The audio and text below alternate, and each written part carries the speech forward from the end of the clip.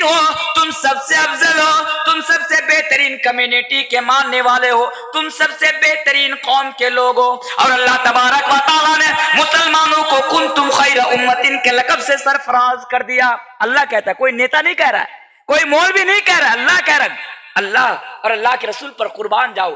اللہ کہہ رہا ہے کہ تم پوری دنیا کے اندر مسلمانوں تم سب سے زیادہ.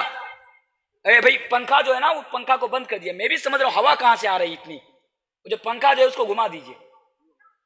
تو اللہ تبارک و تعالیٰ کہہ رہے ہیں کہ تم پوری دنیا کے اندر سب سے بہترین امت ہو. اچھا چلیے اس آیت کو آپ سامنے رکھیے. اللہ کہہ رہا ہے کہ تم پوری دنیا کے اندر سب سے بہترین قوم ہو, سب سے بہترین امت ہو.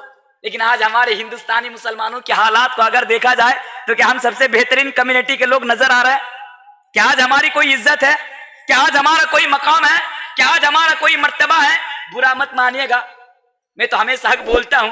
اللہ تبارک و تعالیٰ قرآن کریم کے اندر ایک طرف یہ کہہ رہا ہے کہ تم سب سے بہترین لوگ ہو, اور دوسری طرف ہم در در کے ٹھوکریں کھا رہے ہیں. جہاں بھی جاتے ہیں لات کھا رہے ہیں, جہاں بھی جاتے ہیں جوتا کھا رہے ہیں. آج مسلمانوں کی کوئی ویلو ہے؟ مسلمانوں کی کوئی عزت ہے؟ آج ہم در در کی ٹھوکریں کھا رہے ہیں. پھر بتائیے کہ اللہ تبارک و تعالیٰ قرآن کریم کے اندر ایک جگہ ارشاد فرماتا ہے کہ تم سب سے بہترین لوگ ہو, تم سب سے بہترین کمیونٹی کے لوگ ہو. پھر دوسری طرف ہم لات بھی کھائے, دوسری طرف ہم جوتا بھی کھائے. جوتا کھانے کی اور لات کھانے کی وجہ کیا ہے؟ آئیے ہم اس وجہ کو دیکھتے ہیں. میرے پیارے ساتھیوں, ایک بات یاد رکھیے گا کہ آج ہم اور آپ اس دنیا میں اس لیے لات کھا رہے ہیں کیونکہ ہم مسلمان ہیں. بات صحیح ہے کہ نہیں ہے؟ کیا ہمارا کوئی جرم ہے؟ کیا ہمارا کوئی قصور ہے؟ ایک 12 سال کا بچہ مندر میں پانی پینے کے لیے گیا. معاف کیجئے گا, میں نفرت کی بات نہیں کر رہا ہوں, میں ہمیں سامنے کی بات کرتا ہوں, پیس کی بات کرتا ہوں. ایک 12 سال کا بچہ مندر کے اندر پانی پینے کے لیے گیا, تو مندر کے اندر رہنے والے جو مندر کی حفاظت کرتے تھے, جو مندر کے دیکھ ریکھ کرتے تھے, بابا نے اس بچے کو بے رحمی اور بے دردی کے ساتھ پیٹا. اب بتائیے مجھے کہ اس 12 سال کا جو بچہ تھا جو مندر کے اندر پانی پینے کے لیے گیا تھا, اس کا کیا قصور تھا؟ اس کا کیا انیائی تھا؟ اس کا کیا اپرادھ تھا؟ کوئی اپرادھ نہیں تھا, کوئی جرم نہیں تھا, کوئی قصور نہیں تھا. قصور اتنا تھا کہ وہ مسلمان تھا. قصور اتنا تھا کہ وہ مسلمان کے گھر میں جنم لیا تھا. قصور اتنا تھا کہ اس کا باپ مسلمان تھا, اس لیے اس کو بے رحمی اور بے دردی کے ساتھ مارا گیا. اب آئیے, آج ہمارے اوپر اتنا ظلم کیوں ہوتا ہے؟ آج ہمارے اوپر ظلم و ستم کے پہاڑ کیوں توڑا جاتا ہے؟ میری باتوں کو ایک ایک بات کو غور سے سنیے گا آپ. کیوں ہوتا ہے ایسا؟ آج ہم جس دیش میں پیدا ہوئے, اس دیش کو سب سے زیادہ چاہنے والے ہم مسلمان ہیں.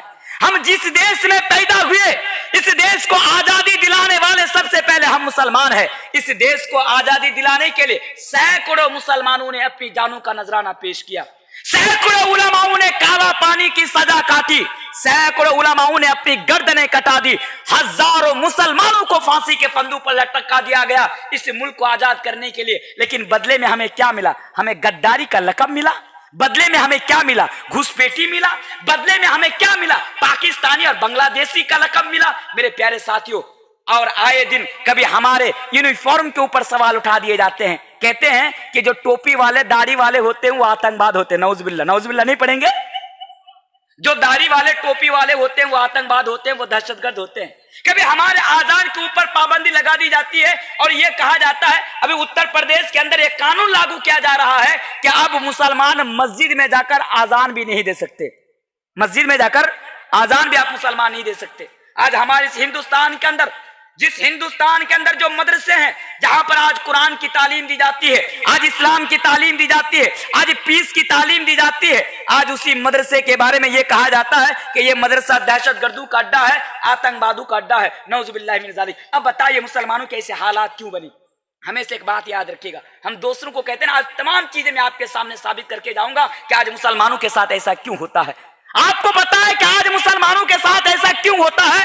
میں حدیث اور قرآن سے میں آج آپ کو دلیل دے کر جاؤں گا, میں آج آپ کو ثابت کر کے جاؤں گا. لیکن ایک بات ہمیشہ یاد رکھیے گا, آج مولوی تنویر عالم تمام لوگوں سے سوال کر کے جاتا ہے. بہت سارے مولوی بھی بیٹھے ہوں گے, علماء بھی بیٹھے ہوں گے, سب سے سوال کر کے جاتا ہے. اچھا یہ بتائیے کہ آج مسلمانوں کے ایسے حالات کیوں بنی؟ کوئی جواب دے پائیں گے؟ ایک آدمی جواب دے پائیں گے مجھے؟ آپ بتائیے مجھے. آپ تو اسلام کے ماننے والے ہیں, قرآن اور حدیث کے ماننے والے ہیں, آپ تو یہ ڈنکے کی چوٹ پر کہتے ہیں کہ ہمارا دھرم سب سے اعلیٰ ہے, ہم لوگ سب سے بہترین ہیں. پھر مجھے بتائیے کہ آج آپ کتا والی زندگی کیوں گزار رہے ہیں؟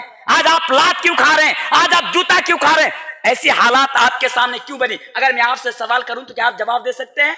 जवाब दे सकते हैं? कोई एक जवाब दे सकते हैं? मेरे प्यारे साथियों, आप जवाब नहीं दे सकते। क्यों जवाब नहीं दे सकते? क्योंकि आप हकीकत मानों में मुसलमान है ही नहीं है। क्या समझते हैं? दाढ़ी रख लिए, सिर पे टोपी लगा लिया, आप मुसलमान बन गए? दाढ़ी रख लिए, सिर पे टोपी लगा लिया, आप मुसलमान बन गए? मेरे प्यारे साथियों, मुसलमान वो नहीं है। मुसलमान कौन है आगे मैं आपको बताता हूं, लेकिन मैं आइए इसका जवाब भी देकर जाना चाहता हूं। कभी अगर मेदिनीपुर के अंदर कोई ये कहे कि आज मुसलमानों के ऊपर जुल्म क्यों हो रहा है, आप बताइएगा कि 700 किलोमीटर दूर कटिहार से मौलाना तनवीर साहब आए थे और उसकी वजह ये बताकर गए थे कि आज जो मुसलमानों के ऊपर जुल्म हो रहा है तो इसकी वजह यह है कि आज मुसलमानों का आमाल बिगड़ गया है। आज मुसलमान गुनाहों के आदी हो गए। आज मुसलमानों ने अपने दामन को गुनाहों से पुर कर लिया है, अपने दामन को गुनाहों से भर लिया है। वरना आइए एक चीज मैं आपको बताता हूं। एक जालिम बादशाह है, तारीख के किताबों के अंदर उसका नाम है हज्जाज बिन यूसुफ। आज हमारे देश का जो प्रधानमंत्री, इनका नाम क्या है जानते हैं आप? इनका नाम जानते कि नहीं जानते हैं? नरेंद्र मोदी जी। हमें हक है भाई बोलने का, वो हमारे भी प्राइम मिनिस्टर है। मैं तो बड़ा गर्व महसूस करता हूं हमारे देश के प्रधानमंत्री मोदी जी को जब देखता हूं। भाई कैसा आदमी है, क्या नसीब पाया है कि चाय बेचते बेचते प्रधानमंत्री बन गया। क्या नसीब पाया है उसने, हम तो फक्र महसूस करते हैं। तो आइए इसके बारे में एक मिसाल मैं आपके सामने देकर जाता हूं। और लोगों, जब आप तारीख को उठाकर पढ़ेंगे तो आपको पता चलेगा कि ऐसा एक जालिम बादशाह गुजरा है जिसका नाम हज्जाज बिन यूसुफ था।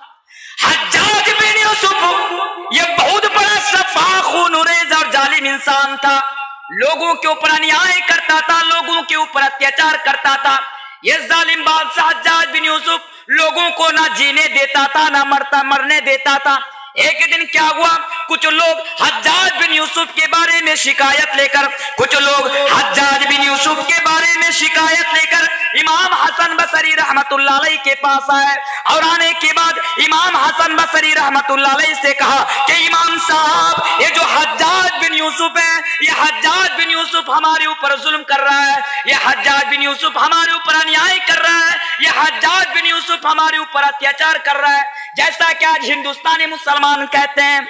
मेरे प्यारे साथियों, फिर आज से 1400 साल पहले इमाम हसन बसरी रहमतुल्लाह अलैह ने क्या जवाब देकर गया, आज उस जवाब को मौलवी तनवीर आलम आज मिदनापुर के सरजमीन पर रहने वाले लोगों के सामने देकर जाता है कि जब इमाम हसन बसरी रहमतुल्लाह अलैह से सवाल किया गया कि हज्जाज बिन यूसुफ हमारे ऊपर जुल्म कर रहा है, हज्जाज बिन यूसुफ हमारे ऊपर अन्याय और अत्याचार कर रहा है, तब इमाम हसन बसरी रहमतुल्लाह अलैह ने जवाब में बताया कि लोगों, अगर आज हज्जाज बिन यूसुफ जैसा जालिम बादशाह तुम्हारे ऊपर मुसल्लत है, अगर आज हज्जाज बिन यूसुफ जैसा जालिम बादशाह तुम्हारे ऊपर अन्याय, तुम लोगों के ऊपर अत्याचार कर रहा है, तो इसकी वजह तुम्हारे गुनाह है और तुम्हारी माशियत है। इमाम हसन बसरी रहमतुल्लाह अलैह ने 1400 साल पहले यह बताया था कि अगर आज हज्जाज बिन यूसुफ जैसा, और आज मौलवी तनवीर कहकर जाता है, अगर आज ये लोग, नाम नहीं लूंगा, समझदारों के लिए इशारा काफी है, आज हमारे मोदी चाचा अगर आज हमारे ऊपर मुसल्लत हैं, आज तुम्हें मार रहा है, तो इसकी वजह भी आज हमारे और आपके गुनाह हैं, हमारी और आपकी माशियत है, इस्लाम से दूरी है, कुरान और हदीस से दूरी है। मुसलमानों, तुम अपने हालात का रोना रोते हो, तुम अपने हालात का रोना रोते हो, आज हम ऐसे बन गए, ये हो गया, ये भाई तुम्हें अपने हालात का रोना रोने का कोई हक और कोई अधिकार नहीं है, क्योंकि आज तक आपने सही तरीके से इस्लाम को नहीं समझे। हदीस सुनाओ मैं आपको, आपकी रोंगटे खड़ी हो जाएंगी। हदीस सुनकर जाइए। आप लोग तो गजल सुनने वाले लोग लगते हैं ना, गजल सुनने वाले कि हदीस सुनने वाले लोग हैं आप लोग? क्या सुनने वाले हैं? हदीस सुनने वाले हैं। आइए मैं आपको आज हदीस सुना के जाता हूं, बहुत जलसा सुने, आज भी जरा सुन के जाइए। हदीस, जो हदीस अभी मैं आपके सामने बयान करने जा रहा हूं, ये हदीस कहां मिलेगी? हदीस की किताबों में एक किताब है, उस किताब का नाम है अबू दाऊद। अबू दाऊद के अंदर इमाम अबू दाऊद इस हदीस को लेकर आते हैं। हदीस के रावी हजरत सौबान रज़ियल्लाहु ताला अन्हु है और हदीस के बाद किताबुल फितन है, यानी किताबुल फितन के अंदर इस हदीस को लेकर आते। हदीस बड़ी जबरदस्त है, जरा हदीस को सुनिए। कौन बता रहा है जानते हैं? हमारे आखिरी नबी जनाब मोहम्मद रसूलुल्लाह पढ़िए सल्लल्लाहु अलैहि वसल्लम ये हदीस बता रहे हैं। अच्छा, एक सवाल मैं आपसे पूछना चाहता हूं, क्या नबी की बात झूठी हो सकती है? क्या नबी की बात झूठी हो सकती है? पूरी दुनिया के लोग झूठे हो सकते हैं, पूरे दुनिया के नेता झूठे हो सकते हैं, पूरी दुनिया के आलिम झूठे हो सकते हैं, मौलवी तनवीर भी झूठा हो सकता है, लेकिन मेरे नबी का एक कलमा भी झूठा नहीं हो सकता। बोलिए नारे तकबीर। ایک بات بھی جھوٹی نہیں ہو سکتی. نبی کا دامن، نبی کا دامن، نعرہ تکبیر. اور ہمارے نبی جناب محمد رسول اللہ صلی اللہ علیہ وسلم 1400 سال پہلے بیان کرا. آپ کو پتا ہے جب میں آج آپ کے یہاں پہ آ رہا تھا، میں گاڑی میں بیٹھا تھا اور اس حدیث کی میں مطالعہ کر رہا تھا، اسٹڈی کر رہا تھا، تو مجھے پتا لگا، ایسا لگ رہا ہے کہ نبی آپ کو دیکھ رہے ہیں اور یہ حدیث بیان کر رہے ہیں. آپ ہندوستانی مسلمانوں کو نبی دیکھ رہے ہیں اور اس حدیث کو بیان کر رہے ہیں. حدیث کتنی پیاری ہے اور کتنی زبردست ہے، اور 1400 سال پہلے اس حدیث کو بیان کیا گیا، نبی نے بیان فرمایا. ذرا حدیث کو سنیں، میں حدیث کو آپ کے سامنے رکھ دیتا ہوں، بالکل صحیح حدیث ہے. اے لوگوں، نبی کریم جناب محمد رسول اللہ صلی اللہ علیہ وسلم نے بیان فرمایا، تمہارے سامنے ایک ایسا زمانہ آئے گا، تمہارے سامنے ایک ایسا دور آئے گا جس کو اللہ کے نبی اپنی امت کو کہہ رہے ہیں، اے میری امت کے لوگوں، اے مسلمانوں، تمہارے سامنے ایک ایسا زمانہ آئے گا، تمہارے سامنے ایک ایسا دور آئے گا، تم دیکھو گے کہ اس زمانے میں اور اس دور میں دشمن قوم تمہارے اوپر ٹوٹ پڑیں گی جیسے بھوکے لوگ دسترخوانوں کے اوپر ٹوٹ پڑتے ہیں. اور لوگوں قربان جاؤ ہمارے آخری نبی جناب محمد رسول اللہ صلی اللہ علیہ وسلم پر کہ نبی نے 1400 سال پہلے ہندوستانی مسلمانوں سے کہہ دیا، نبی نے 1400 سال پہلے ہندوستانی مسلمانوں سے فرمایا، لوگوں تمہارے سامنے ایک ایسا زمانہ آئے گا، تم دیکھو گے کہ دشمن قوم تمہارے اوپر ٹوٹ پڑیں گی، دشمن تمہیں ماریں گے، دشمن تمہارے اوپر اتیاچار کریں گے، دشمن تمہارے اوپر انیائے کریں گے، تمہیں آتنکواد کے نام پر ماریں گے، تم کو بنگلہ دیشی کے نام پر ماریں گے، تم کو افغانی کے نام پر ماریں گے، تم کو لو جہاد کے نام پر ماریں گے، اور پھر نہ جانے تمہارے اوپر کیسے کیسے ظلم اور اتیاچار کریں گے. نبی بیان فرما رہا، میں نہیں، نبی بیان فرمائے کہ دشمن قوم تمہارے اوپر ٹوٹ پڑیں گے، تمہیں ماریں گے، موب لنچنگ کر کے ایک مسلمان کو 20 مل کے ماریں گے. یعنی نبی نے بیان فرمایا کہ بالکل ویسے دشمن قوم تمہارے اوپر ٹوٹ پڑیں گی جیسے بھوکے لوگ دسترخوانوں کے اوپر ٹوٹ پڑتے. اگر کوئی انسان بھوکا ہو اور اس کے سامنے کھانا پروس دیا جائے تو جھپک سے آئے گا کہ نہیں آئے گا؟ تو دشمن بھی جھپک جھپک کر تمہارے اوپر آئے گا، نبی نے بیان فرمایا. پھر نبی کریم صلی اللہ علیہ وسلم سے پوچھا گیا، اور لوگوں نبی کریم صلی اللہ علیہ وسلم سے سوال کیا گیا ہے نبی کہ جب دشمن لوگ ہمارے اوپر ظلم کریں گے، جب دشمن ہمیں ماریں گے تو کیا اس وقت مسلمانوں کی تعداد کم ہوں گی؟ کیا اس وقت مسلمانوں کی سنکھیا کم ہوں گی؟ کیا اس وقت مسلمانوں کی پاپولیشنز کم ہوں گی؟ نبی سے جب یہ سوال کیا گیا، نبی نے فرمایا، اللہ نہیں، بل انتم یومئذ کثیر، کہ جب دشمن تمہارے اوپر ظلم کریں گے، کہ جب دشمن تمہارے اوپر اتیاچار کریں گے تو تمہاری تعداد بہت زیادہ ہوں گی، تمہاری پاپولیشن بھی بہت زیادہ ہوں گی. بتائیے آج ہندوستانی مسلمان کہتے ہیں ہمیں تو اس لیے مارا جا رہا ہے کیونکہ آج ہماری تعداد کم ہے، ہماری سنکھیا دیش میں کم ہے. ایک ہے سروے کے مطابق ہندوستان میں مسلمانوں کی پرسنٹیج کتنی ہے؟ 18 سے 22 مسلمانوں کی پرسنٹیج 18 سے 22 لگ بھگ مسلمانوں کی پرسنٹیج ہے. تو لوگ کہتے ہیں کہ ہمیں اس لیے مارا جا رہا ہے کیونکہ ہماری تعداد کم ہے، اور نبی کہتے ہیں کہ جب تمہیں مارا جائے گا تو تمہاری تعداد کم نہیں ہوگی، تمہاری تعداد بہت زیادہ ہوں گی. اب بتائیے پوری دنیا کی تعداد دیکھیے آج مسلمانوں کی، پوری دنیا کے اندر مسلمانوں کی آبادی آج دوسرے نمبر پر ہے. کتنے نمبر پہ ہے؟ دوسرے نمبر پہ ہے. مسلمانوں کے خود کے کئی اپنے ممالک ہیں، مسلمانوں کے خود کے اپنے کئی ملک ہیں، اس کے باوجود بھی آج مسلمانوں پر ظلم کیا جا رہا ہے. تو نبی نے بیان فرمایا کہ دشمن تمہیں ماریں گے، تمہاری ٹوپی دیکھ کر، تمہاری داڑھی دیکھ کر، تمہارا دھرم دیکھ کر، تمہارا مذہب دیکھ کر دشمن تمہیں ماریں گے. نبی سے پوچھا گیا، نبی کیا اس وقت ہماری تعداد کم ہوں گی؟ نبی نے بیان فرمایا، نہیں، اس وقت تمہاری تعداد کم نہیں ہوں گی، بلکہ تمہارا کوئی مقام نہیں ہوگا، تمہاری کوئی طاقت نہیں ہوگی، تمہاری کوئی ویلو نہیں ہوگی، تمہاری کوئی حیثیت نہیں ہوگی، بلکہ سمندر کے پانی کے اوپر جو جھاگ ہوتا ہے تم اس جھاگ کے مانند ہو جاؤ گے، تم بے دم ہو جاؤ گے. اور نبی نے بیان فرمایا کہ دشمنوں کے دلوں سے، دشمنوں کے قلوب سے، دشمنوں کے ہارٹ سے تمہارا ڈر نکال دیا جائے گا، تمہارا بھائی نکال دیا جائے گا، تمہارا خوف نکال دیا جائے گا، تمہاری دہشت نکال دی جائے گی. اللہ کے نبی نے فرمایا تمہارا کوئی ڈر نہیں ہوگا، دشمنوں کے دل سے تمہارا ڈر اللہ تبارک و تعالیٰ ختم کر دے گا. پھر آگے بیان فرمایا ایسا کیوں ہوگا؟ اب آئیے جواب دے کر جاتا ہوں.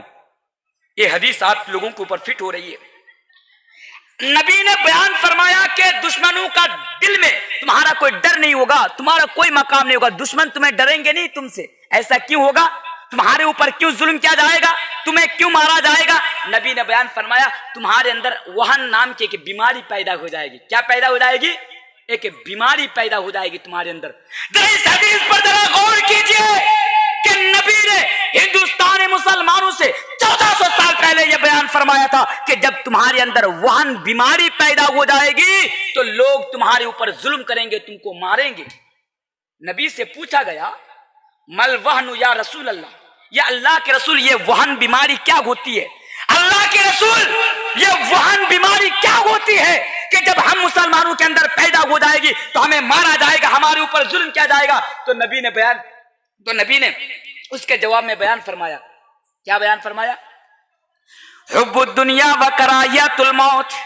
اے مسلمانوں, جب تمہارے اندر دنیا کی محبت پیدا ہو جائے گی, حب الدنیا و کراہیت الموت, جب تمہارے اندر دنیا کی محبت پیدا ہو جائے گی اور تم موت سے نفرت کرنے لگو گے تو دشمن قوم تمہارے اوپر ظلم کریں گے. تو آج ہمارے اندر دنیا کی محبت پیدا ہوئی ہے کہ نہیں ہوئی ہے؟ آج ہم مسلمان ہیں, صرف کہنے کو مسلمان ہیں, ہمیں دیکھ کر تو شیطان بھی شرما جائیں.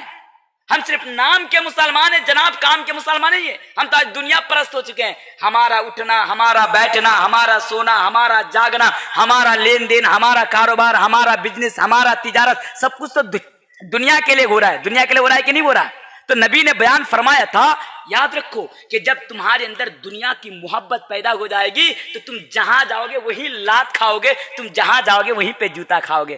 دوسروں کو قصوروار ٹھہرانے سے کوئی فائدہ نہیں, دوسروں کو ذمہ دار ٹھہرانے سے کوئی فائدہ نہیں. اس بات کو یاد رکھو کہ میں نے پہلے بتایا کہ سب کی بات جھوٹی ہو سکتی ہے پر میرے نبی کی بات جھوٹی نہیں ہو سکتی. اور میرے نبی نے 1400 سال پہلے بیان فرمایا تھا کہ میری امت کے لوگوں, مسلمانوں, نوجوانوں, جب تمہارے اندر دنیا کی محبت پیدا ہو جائے گی تو تمہارا کوئی مقام نہیں ہوگا, تمہاری کوئی حیثیت نہیں ہوگی, تمہاری کوئی ویلو نہیں ہوگی. تم نیتاؤں کے پیچھے دم ہلاتے ہوئے بھاگو گے, جہاں جاؤ گے وہیں پہ تم ٹھوکریں کھاؤ گے. یہ نبی کا یہ نبی کا کلمہ ہے, یہ نبی نے بیان فرمایا. ایک حدیث, دوسری حدیث پر ذرا غور کیا. آخری میں حدیث کی بات کروں گا آپ کے سامنے. یہ حدیث جو حدیث میں آپ کے سامنے بیان کرنے کے لیے جا رہا ہوں, یہ حدیث بھی آپ کو کہاں ملے گی؟ یہ حدیث بھی آپ کو ابو داؤد کے اندر ملے گی. ابو داؤد کتاب البیوع کے اندر یہ حدیث آپ کو مل جائے گی. اس حدیث پر بھی ذرا غور کیجئے. نبی کب بیان فرما رہے ہیں؟ 1400 سال پہلے بیان فرما رہے. 1400 سال پہلے نبی بیان فرما رہے. آج بہت سارے لوگ کیا کہتے ہیں جانتے ہیں؟ آپ لوگ بنگلہ بھی سمجھنے والے, میں تو بنگلہ اتنی اچھی طریقے سے نہیں جانتا ہوں, پھر بھی کچھ لوگ کہتے ہیں کھالا ہوبے, کچھ لوگ کہتے ہیں کھالا ہوبے, بولتے کہ نہیں بولتے؟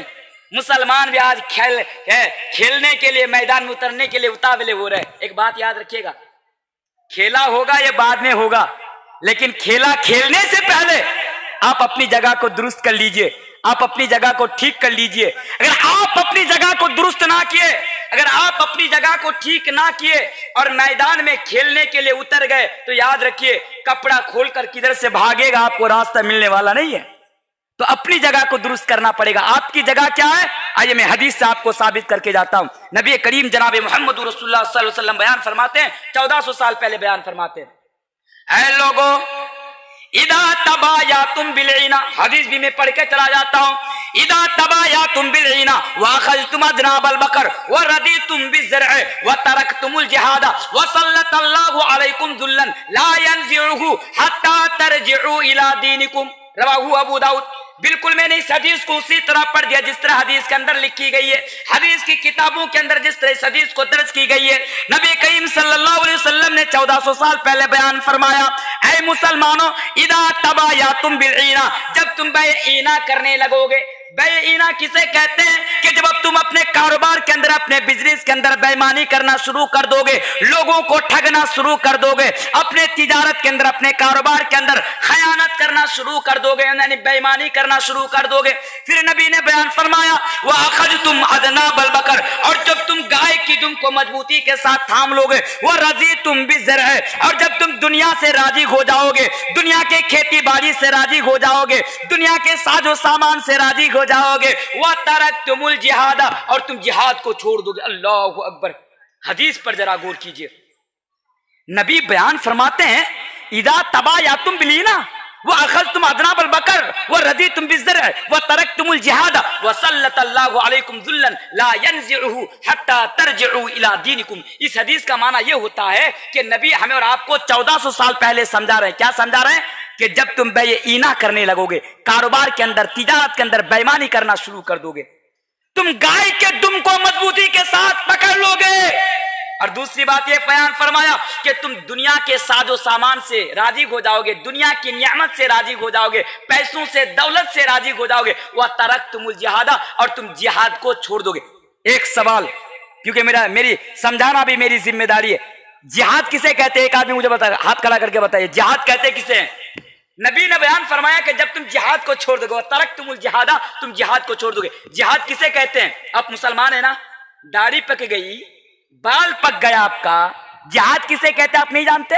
جہاد کسے کہتے ہیں؟ غلط بولے آپ. جہاد کا مطلب لڑائی کرنا نہیں ہوتا ہے. آج ہمارے نان مسلم بھائی کیا سمجھتے ہیں؟ مسلمانوں کو جہادی بولتے کہ نہیں بولتے؟ بھائی بولتے نا مسلمانوں کو جہادی. جا رہا ہوں، وہی کون ہے؟ اے جہادی جا رہا ہے، ملا جا رہا ہے، جہادی ہے. تو نبی نے بیان فرمایا وہ ترکتم الجہاد. تو جہاد کا معنی صرف لڑائی کرنا نہیں ہوتا ہے، جہاد کا معنی ہے کوشش کرنا. کیا کرنا؟ دین اسلام کے لیے قربانی دینا، گناہوں سے رکنا بھی جہاد ہے. کسی کو گناہوں سے روک دینا بھی جہاد ہے. میں جو آپ کو قرآن و حدیث کی باتیں سمجھا رہا ہوں، میں آپ کو برائی سے بچا رہا ہوں، یہ میرے لیے جہاد ہے. میں آپ کے ساتھ جہاد کر رہا ہوں، یہ ہوتا ہے جہاد. اور آج ہمارے نان مسلم بھائی کیا سمجھتے ہیں کہ جہاد کا مطلب ہے کہ کافروں کو پکڑو اور گردن کاٹ دو، کافروں کو پکڑو اور سر قلم کر دو. اور اسی چیز کو لے کر ایک مجھے بات یاد آ گئی. ہمارے ہندوستان کا ایک مسلمان ہے، خود کو مسلمان کہتا ہے، اس کا نام ہے وسیم رضوی.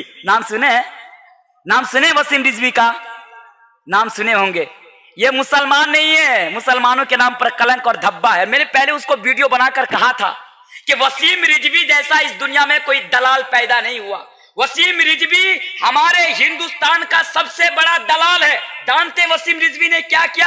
کچھ دن پہلے، 10-12 دن پہلے، اس نے کورٹ میں یہ پیٹیشن جاری کیا، کورٹ سے یہ مطالبہ کیا کہ قرآن کے اندر سے 26 آیت کو ریموو کر دینی چاہیے، قرآن کے اندر سے 26 آیت کو ہٹا دینا چاہیے. یہ کون کہہ رہا ہے؟ وسیم رضوی کہہ رہا ہے، یہ دلال کہہ رہا ہے. اپنے باپ کو خوش کرنے کے لیے، اپنے آقاؤں کو خوش کرنے کے لیے، اپنے دادا اور ناناؤں کو خوش کرنے کے لیے وسیم رضوی ایک مسلمان ہو کر قرآن کے اوپر انگلی اٹھاتے ہوئے یہ کہتا ہے کہ میں کورٹ سے مطالبہ کرتا ہوں کہ وہ قرآن کے اندر سے 26 آیتیں ہٹا دے اور قرآن کے اندر سے 26 آیتوں کو ریموو کر دیا جائے. میڈیا والے نے وسیم رضوی سے سوال کیا کہ وسیم رضوی جی آپ بتائیے کہ آپ نے کورٹ میں یہ پیٹیشن کیوں داخل کیا، کورٹ میں یہ پیٹیشن کیوں جاری کیا کہ قرآن کے اندر سے 26 آیتیں ہٹا دینی چاہیے؟ تو وسیم رضوی یہ جو دلال ہے، اس دلال نے میڈیا کے سامنے آ کر کہا تھا کہ جو قرآن کے اندر 26 آیتیں ہیں، یہ آیتیں مسلمانوں کو آتنکواد بنانے میں مدد کرتی ہے. بولیے نعوذ باللہ. کیا قرآن ہمیں آتنکواد کی تعلیم دیتا ہے؟ کیا قرآن ہمیں دہشت گرد کی تعلیم دیتا ہے؟ ارے قرآن تو کہتا ہے، جا کر کوئی کہے وسیم رضوی سے کہ اے دلال، تم اپنے آقاؤں کو خوش کرنے کے لیے، تم اپنے باپوں کو خوش کرنے کے لیے آج قرآن کے اوپر انگلی اٹھا رہا ہے اور یہ کہہ رہا ہے کہ پوری دنیا کے اندر آج اسلام کی جگہ ہسائی کرتے ہوئے یہ کہہ رہا ہے کہ قرآن مسلمانوں کو، یہ جو 26 آیتیں ہیں، یہ مسلمانوں کو آتنکواد بنانے پر یعنی مدد کرتی ہے. ارے قرآن تو یہ کہتا ہے، ارے عقل کے اندھے، ارے دلال، تو نے اگر قرآن کو پڑھا ہوتا تو اس آیت کو بھی تم نے پڑھا ہوتا کہ قرآن کے اندر اللہ تبارک و تعالی بیان فرماتا ہے کہ من قتل نفسا بغیر نفس او فساد فی الارض فکأنما من قتل الناس جميعا. آپ کے آس پاس رہنے والے نان مسلم بھائیوں کو بتا دیجئے گا، قرآن کہتا ہے من قتل نفسا بغیر نفس او فساد فی الارض فکأنما من قتل الناس جميعا. اے وسیم رضوی ذرا اس قرآن کی اس آیت کو بھی پڑھ لیا کرو کہ قرآن کی آیت یہ کہتی ہے، اللہ یہ کہتا ہے اگر کسی انسان نے کسی انسان کو بلا قصور اگر قتل کر دیا، اگر ایک انسان نے بلا قصور اگر کسی ایک انسان کو قتل کر دیا یا اس کی ہتیا کر دیا، تو قرآن کہتا ہے اس نے ایک انسان کو قتل نہیں کیا، اس نے ایک انسان کی ہتیا نہیں کی، بلکہ اس نے ساری مانو جاتی کی ہتیا کر دی. اللہ اکبر. قرآن ہمیں اور آپ کو یہ پیغام قرآن ہمیں اور آپ کو یہ میسج دے رہا ہے کہ اگر کوئی انسان کو اگر قتل کر دے، اگر کوئی انسان کو، اگر ایک انسان کو اگر کوئی قتل کر دے، مار دے، مرڈر کر دے، تو قرآن کہتا ہے کہ اس نے ایک انسان کو قتل نہیں کیا، اس نے ایک انسان کو مارا نہیں، بلکہ اس نے پوری مانو جاتی، بلکہ پوری دنیا کے اندر جتنے بھی انسان ہیں اس نے سب کو قتل کر دیا۔ اتنا بڑا پاپ اور اتنا بڑا گناہ، یہ تو قرآن کہتا ہے۔ اس کے باوجود بھی وسیم رضوی کہتا ہے کہ قرآن کے اندر سے 26 آیتیں ہٹا دینی چاہیے۔ اب یہ بتائیے، کیا قرآن کے اندر سے 26 آیتیں کوئی ہٹا سکتا ہے؟ کوئی ہٹا سکتا ہے؟ نہیں ہٹا سکتا نا۔ اگر وسیم رضوی جیسا ہزاروں دلال اگر پیدا ہو جائے گا، قرآن کی 26 آیتیں مٹانا تو بڑی دور کی بات، قرآن کا ایک نقطہ تک نہیں مٹا سکتا، قرآن کا ایک نقطہ تک نہیں مٹا سکتا، کیونکہ اس کی حفاظت کی ذمہ داری کس نے لی ہے؟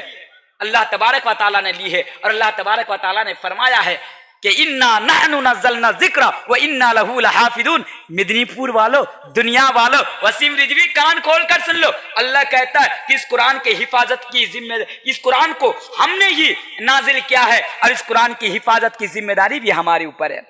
اب اللہ جس کی حفاظت کی ذمہ داری لے لے کہ اس کو کوئی مٹا سکتا، تو کر دیجئے نا اس سے چیلنج، وسیم جی جا، اگر تیری ماں نے اگر تجھے حلال دودھ پلایا ہے، اگر تیرے باپ نے تیری صحیح طریقے سے پرورش کی ہے، تو جا، مسلمانوں کا ایک ادنا سا طالب علم، مسلمانوں کا ایک ادنا سا خادم مولوی تنویر عالم تجھے چیلنج کرتا ہے کہ جا، تیرے پاس جتنے بھی طاقت ہے طاقت لگا لے، اور تیرے پاس آس پاس جتنے بھی دلال ہے سب کو جمع کر لے، اور قرآن کی ایک نقطہ کو مٹا کر تو ہمیں دکھا دے، ایک نقطہ کو مٹا کر دکھا دے۔ مٹا سکتا ہے کوئی؟